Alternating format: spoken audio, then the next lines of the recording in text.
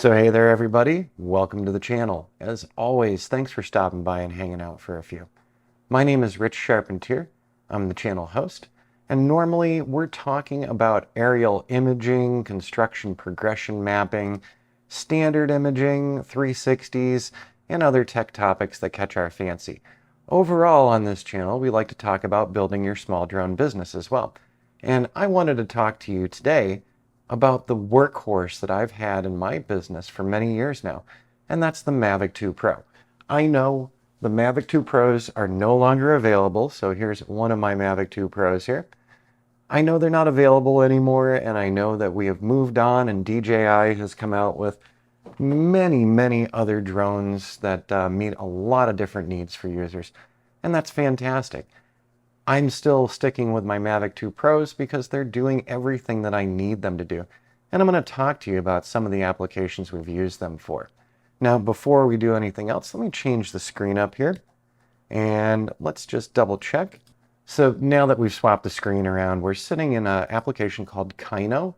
This is a video management and editing platform. It's not a full editing platform, but it's a platform that allows me to manage all of my videos from my drone or my other cameras as well, like my Canon M50 or even some of our 360 stuff. So Kyno does a great job of managing my videos for me, and it also gives me a way to display and watch some of the videos. So one of the things that we use the Mavic 2 Pro for here is actually doing time-lapse videos of construction sites. Also just standard videos. So we're coming to the end of the 4th of July weekend here in Arizona, and last week, I spent some time doing some flying with my Mavic 2 Pro just for fun. Remember when drone flight was just for fun? Yeah, I do. Now it's a serious business for me, but it is a lot of fun to get out and do some flying. So looking at the Mavic 2 Pro footage here right now in Kyno, we're looking at Goldwater Lake, both the upper lake and the newly opened to the public lower lake. Now, this was done with the Mavic 2 Pro. And we didn't do any high-end settings or anything here. We basically went with the standard color profile, and the drone produced these results for me, which I'm really satisfied with. Very nice color and contrast. Everything's looking super presentable to me. So, and of course we do have other videos, so we'll just pop up one more of these, and we do have other videos as well available. But I just wanted to give you the idea. I just recently did a video on, do you need to color grade your drone footage? Of course, it's going to depend on your drone and the settings that you have. But in the case of the Mavic 2 Pro, I didn't have to do much I didn't do anything at all when it came to this particular footage, and it came out really nice. So very pleased with the color quality of the Mavic 2 Pro after coming up on 4 years. When the Mavic 2 Pros first came out, I was probably one of the first people ordering them actually. Sat in on DJI's announcement video and then placed my order for the Mavic 2 Pro. I still do have my original Mavic one as well, but the color quality and the output of it don't even compare to the Mavic 2 Pro. All right, let's go ahead and stop Kyno here. So that's just one example of the type of video that we've been getting out of the Mavic 2 Pro. Oh, and look at that. This is actually the cover for this upcoming video. So I was working on that in Lightroom and in Photoshop. So you'll see that as the cover piece for this particular video. But I also wanted to share with you, not only are we filming video and doing time-lapse video with the Mavic 2 Pro, we're also doing real estate photography for several of our real estate clients, our build clients, and our construction clients as well. So this was actually shot at twilight in a location called Talking Rock Ranch, and we wanted to get the end of day so that we could light things up. The drone's only a couple feet off the ground, but I figured why not get the shot while we were there? And as you can see, it's produced really nice, crisp results, and these results have already been utilized in listing this particular property. So we're just moving over to the next one now, and we're looking at another thing in our Lightroom library. And once again, just another view of that same house. So not only real estate, but also some of that for fun photography. Let's arrow over to the next one. So there we are out doing a shoot with a mountain biker doing some technical riding. So we were using the Mavic 2 Pro as well as a couple other cameras. And you can see the controller actually in my hands as well. Let's arrow over again. This is another shot for one of my clients. This is an ongoing progression report, which I'll show you momentarily on one of our web pages. But this is a new BMX dirt track at a sports complex in the Prescott Valley area. It's actually over where the county fairgrounds were previously. And then finally, let's just take another one from that really fun day where we were out and about and shooting at Goldwater Lake, looking really nice. And once again, you know, the camera did a fantastic job for us. So let's go ahead and close up Lightroom Classic now. All of this that you're seeing has been produced from the Mavic 2 Pro that I've had for just too many years. And I've actually got two of them. So we have two different setups. One we always have at the ready for videography, and one that we always have at the ready for still images, ortho images, and building models. So over on my website, seemybuild.com, this is where we provide some demos of the type of presentation that we can offer to our clients. And so some of our clients are actually tracking along with their projects, and we're using this as a demo to show folks like you on YouTube some of the things that we can do.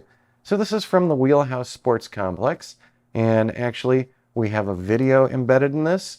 So this is 100% from the Mavic 2 Pro. I'm just moving things along, by the way. So this is actually hosted through our Dropbox account and a couple of tools that we use for building web pages in WordPress. So as you can see, we already did a time-lapse move here where the dirt track hadn't been finished out yet. Let me slide that back just a bit, and you'll actually see that fade in, and then we also label these things. So all of these flights were done with the Mavic 2 Pro, and let's move this one on again. So there's an open field area right there, and now we'll see the change of that open field to the BMX track. Talk about really cool, really exciting, actually showing our clients the development of the property over time so that they can look back and, you know, showcase it to folks who are going to be using this complex and say, if you want to see how this location was built out for you, here you go. So we had that nice new fade in again. And then, of course, additional flights as well. All captured on the Mavic 2 Pro that I use for my videography side. So that was the one that I just showed you back here. The other one for our stills and ortho mosaics, it's packed away in this case right over here. Scrolling down, you can see we also did set up before and after ortho mosaic models. So we used the Mavic 2 Pro to capture a bunch of images.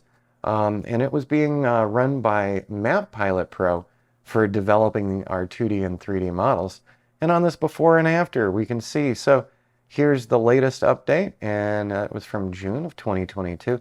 And if we slide the other way, we can see before that BMX dirt track was set up in May of 2022.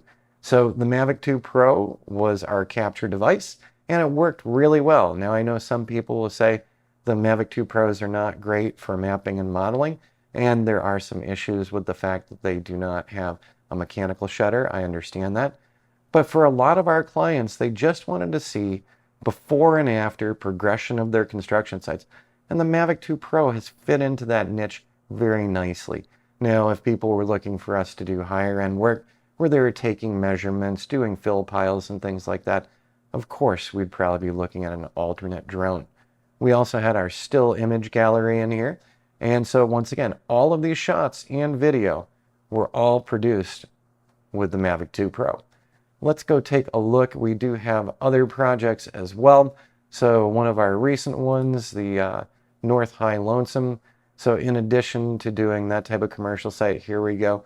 We've got a new single family residential construction project ongoing. Like before, we also have a time-lapse video that we produced with the Pro, and then a still image gallery as well. And down below that, apparently, I need to fix my link for that before and after ortho mosaic. So, hey, once again, this is a demo website, so things like that might happen occasionally. In addition to the to construction, we also cover a lot of raw land sites for clients.